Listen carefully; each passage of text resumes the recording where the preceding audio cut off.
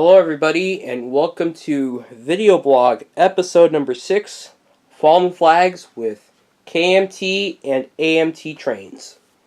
So KMT, which stands for Kris Model Trains, and American Made Trains, AMT, was a company that was started by Andrew Kris Wallace in Endicott, New York from 1968 to 1982. AMT was a company that existed long before. I will cover that later in this video. However, KMT was started by Mr. Kris Wallace in 1968 and 1982. Kris made boxcars, gondolas, refrigerator cars, stock cars, track and railroad logoed coasters. He also made and sold reproductions of build-a-locomotive motors. So with American-made trains and KMT trains, they were competitors in the 1960s to 1980s that competed against Lionel, which was one of their biggest rivals at the time, as MTH barely came into the picture towards the end of KMT's success and time period. So, a little history on that. With KMT, I was first introduced to KMT about 3 years ago from one of the members of the Chula Vista Life Steamers. He used to be a member of the San Diego Three Railers, and he gave me a ton of cars, and he told me I could do whatever I want with them. So, I ran the cars for a couple years, and I sold a couple of them, and I kept some of the nicer ones because I had lots of one particular type of cars, and I was trying to outsource to get better cars and wider variety of consists.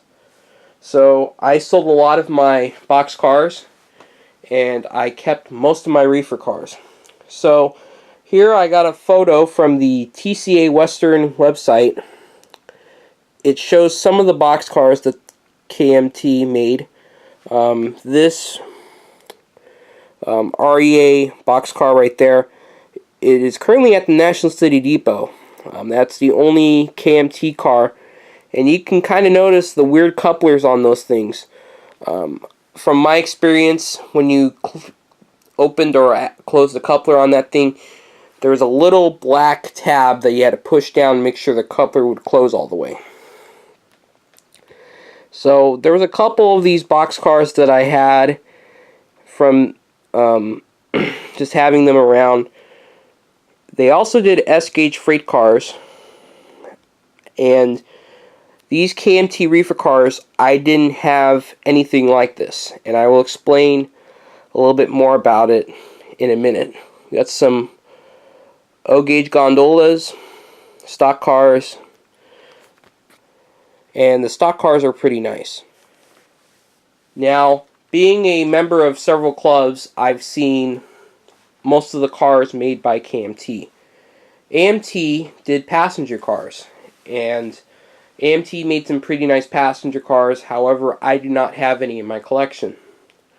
So, which will lead to our next point with KMT about car customization. This member bought all of his cars completely with no logos, and he painted everything up and put decals on it. Now you're wondering, where are the decals on this blue reefer car?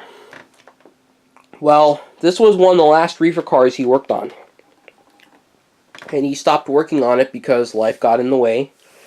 And I'm finally getting around to working on some of my stuff, and I'm trying to figure out if I should take the chance, Scotch-Brite this car, and paint it mineral brown. What I would like to do is, there is a railroad of a live steam, or I know, this is a similar railroad to Tonopah and Goldfield, except it is Ludlow, Rhyolite, Diablo, and Goldfield, the desert route. And I don't know if this is a real railroad, but I love how the railroad sounds. I like the logo. So I want to do something similar onto this reefer car. So it looks like looks like it's complete. Now, if you're looking for AMT or KMT train cars, the best thing to do is go to local train shows and look around. I know that the clubs I belong to, we have a lot of members that have KMT and AMT trains that they're selling. And I believe the price range for cars could be anywhere from $10 to $25. I love KMT and AMT cars. They roll really nice. They are well built, and if you get your hands on any of them, like with the K-Line products, I highly recommend that you pick some up for your collection. Anyways, that's it for now. I thank you for watching, and I hope to see you next time.